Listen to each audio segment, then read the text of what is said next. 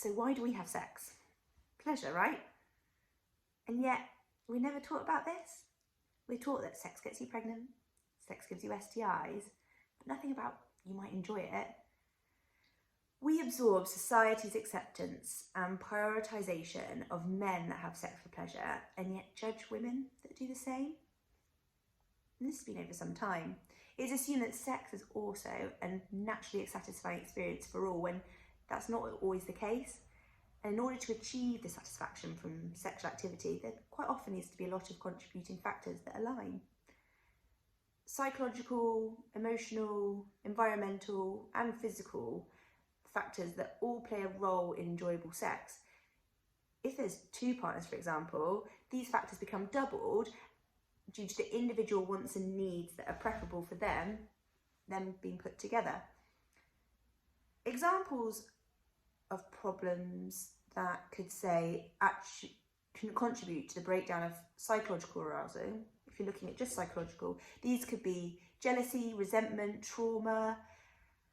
Parenthood or environment could prevent emotional presence, just where you are, if you've got kids at home.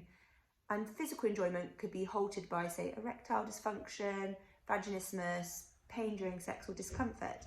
These examples are just a scratch at the surface of how a variety of factors can upset the balance. And these is all a problem when it comes to sexual play.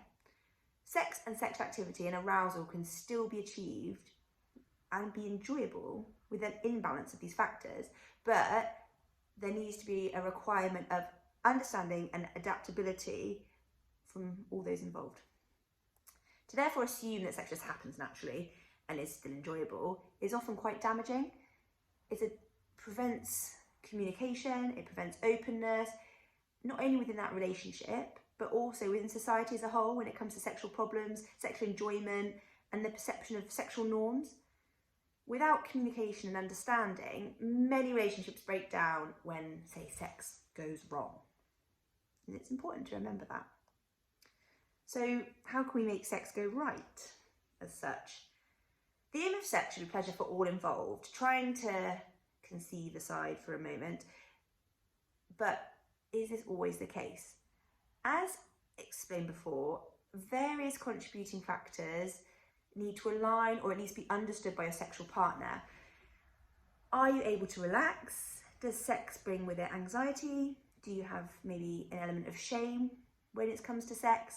Concerns about body image, performance, expectations? These are just a few examples of psychological factors that can affect sex. Do you find your mind wandering during sex to other things? Are you unable to be present in the moment? The washing that needs to be done, a child hearing or walking in, perhaps a work problem that might be on your mind. Maybe there's something physically you enjoyed when you first got together, but now that's a real turn off. Or maybe you prefer sexual play and touch rather than actual just penetrative sex, but that seems to always be the aim. Maybe you need to step back and think about that sexual play. How does your partner know if you're experiencing problems in any of these areas, blocking the pleasure from you receiving sex? Have you told them? Do you refuse sex or brush it off instead of communicating? Because often avoidance is easier than being vulnerable or causing conflict with a conversation about your sexual relationship. If your partner helped more at home, would that create more time for intimacy and perhaps a better environment for sex?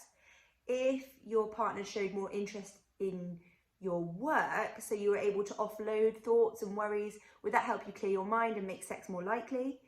If your partner engaged in more sexual touch or clitoral stimulation, for example, would you find sex more enjoyable and then be more likely to have it?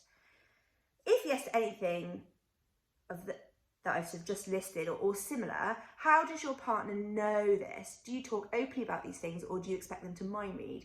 It's important to remember that we can't mind read, and without these conversations, we can't then expect improvement. So that we must really consider all these factors to make your life more pleasurable, your sex life. It doesn't matter if there's an imbalance when it comes to the likes and dislikes of this pleasure, but actually, how can we then work on finding bits and bobs that make it more pleasurable and working together for that aim of sexual pleasure?